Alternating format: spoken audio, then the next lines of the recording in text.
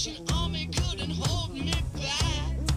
They're gonna rip it off, taking their time right behind my back. Welcome back to Good Morning Arizona as we are looking at people giving it their all on this 4.2-mile race this morning.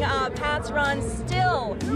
People at the starting line joining us here. We are not quite done letting people through the starting line. Corral 27 out of 28. I mean, there's still several thousands of people still behind us in the parking structure of Packard Stadium. It's just an unbelievable sight. And with us now, somebody who ran the race. You're not even sweaty enough. This is Dan Futrell. This is not even fair.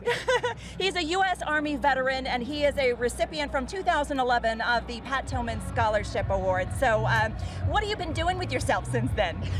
I live right outside of Boston in Somerville, Massachusetts. I serve on the local school board, and I work for a nonprofit focused on affordable housing called the Housing Partnership Network.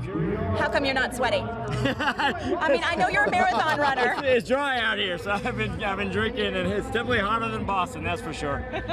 How was the run? I mean, tell us what the course is like. Is there people cheering along? I mean, we're kind of stuck here at the stage. Yeah. Tell us what it's like out there. Oh, it's fantastic. You know, the first the course this year is in the opposite direction. So a little bit into it, you get that hill. I definitely felt that hill.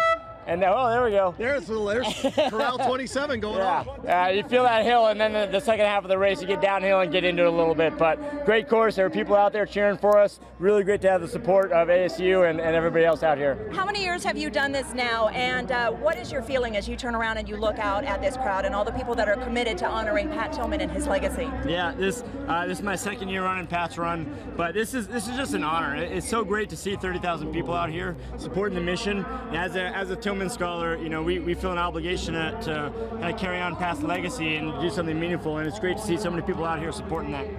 When you cross the 42-yard line inside Sun Devil Stadium, tell us what an emotional impact that is. Well, I'll tell you about the physical impact first. I felt it in my stomach.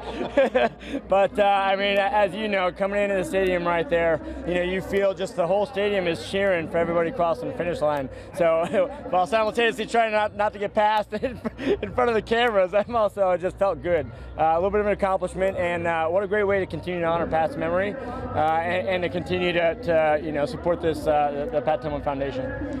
It's an incredible morning, and it's great to have you among this really prestigious group of Pat Tillman Scholars.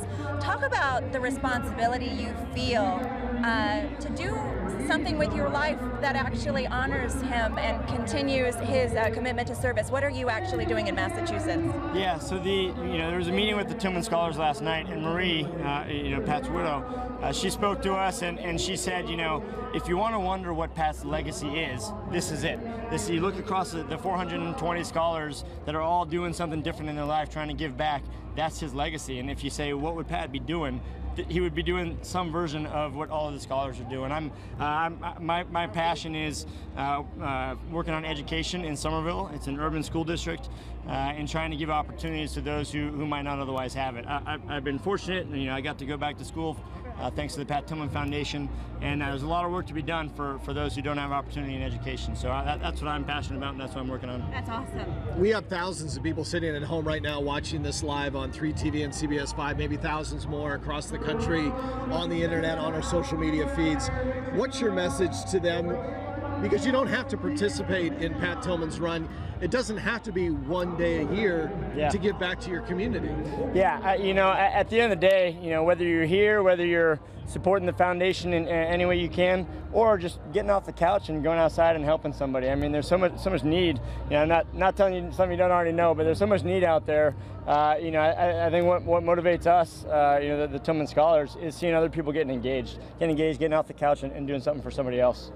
You guys are just an inspiring group of people and blow us away. But the last thing I wanted to ask you is just about 13 years now. And this thing just keeps getting bigger and better. What about the message here really resonates with human beings? Well, you know, I can speak for me personally, and you know, Pat Tillman is a guy who really lived a model of selfless service. You know, he had tons of opportunity. He had incredible natural gifts as well, and he made a choice at a time when our country needed it to say, you know, I'm going to set that aside and do something for others, and what turned out to be at great personal cost. So, you know, that idea that, you know, you have agency over your own decisions and how you want to give back, he lived it. and ultimately, paid a sacrifice for that. That's motivating, and I think people can relate to that.